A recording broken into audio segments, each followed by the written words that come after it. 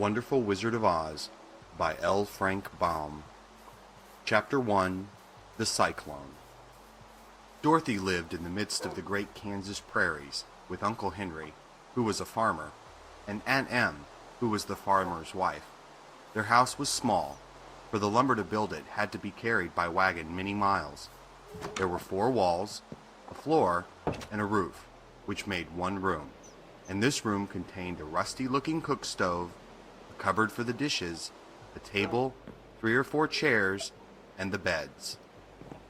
Uncle Henry and Aunt Em had a big bed in one corner, and Dorothy a little bed in another corner.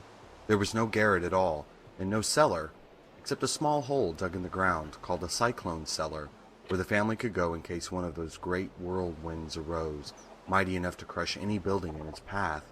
It was reached by a trapdoor in the middle of the floor, from which a ladder led down into the small, dark hole. When Dorothy stood in the doorway and looked around, she could see nothing but the great gray prairie on every side. Not a tree nor a house broke the broad sweep of flat country that reached to the edge of the sky in all directions. The sun had baked the plowed land into a gray mass, with little cracks running through it. Even the grass was not green, for the sun had burned the tops of the long blades until they were the same gray color to be seen everywhere. Once the house had been painted, but the sun blistered the paint and the rains washed it away, and now the house was as dull and gray as everything else. When Aunt Em came there to live, she was a young, pretty wife. The sun and wind had changed her too. They had taken the sparkle from her eyes and left them a sober gray. They had also taken the red from her cheeks and lips, and they were gray also. She was thin and gaunt, and never smiled now. When Dorothy, who was an orphan, first came to her, Aunt Em had been so startled by the child's laughter that she would scream and press her hands upon her heart whenever Dorothy's merry voice reached her ears, and she still looked at the little girl with wonder that she could find anything to laugh at. Uncle Henry never laughed. He worked hard from morning till night and did not know what joy was. He was gray also, from his long beard to his rough boots, and he looked stern and solemn and rarely spoke. It was Toto that made Dorothy laugh, and saved her from growing as gray as her other surroundings. Toto was not gray. He was a little black dog with long silky hair and small black eyes that twinkled merrily on either side of his funny wee nose. Toto played all day long, and Dorothy played with him and loved him dearly. Today, however, they were not playing. Uncle Henry sat upon the doorstep and looked anxiously at the sky, which was even grayer than usual. Dorothy stood in the door with Toto in her arms, and looked at the sky too. Aunt Em was washing the dishes. From the far north they heard a low wail of the wind, and Uncle Henry and Dorothy could see where the long grass bowed in waves before the coming storm. There now came a sharp whistling in the air from the south, and as they turned their eyes that way, they saw ripples in the grass coming from that direction also. Suddenly, Uncle Henry stood up.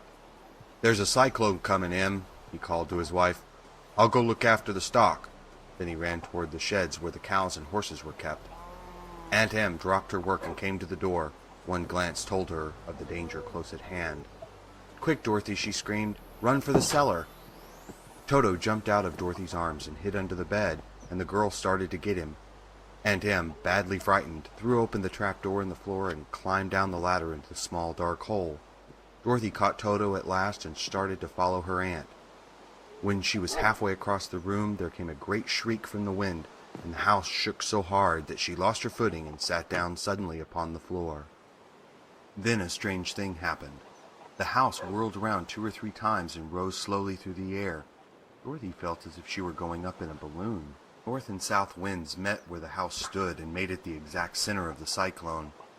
In the middle of a cyclone, the air is generally still, but the great pressure of the wind on every side of the house raised it up higher and higher until it was at the very top of the cyclone, and there it remained and was carried miles and miles away as easily as you could carry a feather.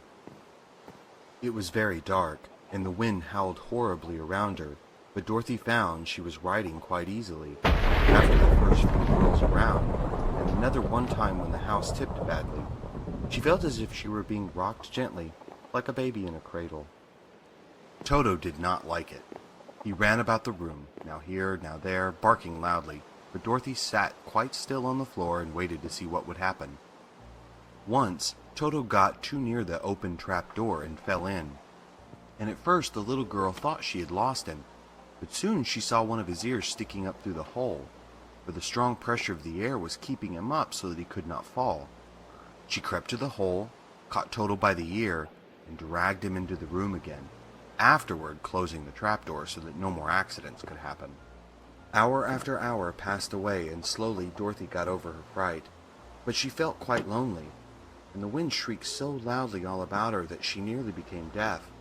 At first, she wondered if she would be dashed to pieces when the house fell again, but as the hours passed and nothing terrible happened, she stopped worrying, and resolved to wait calmly and see what the future would bring. At last she crawled over the swaying floor to her bed, and lay down upon it, and Toto followed and laid down beside her. In spite of the swaying of the house and the wailing of the wind, Dorothy soon closed her eyes and fell fast asleep.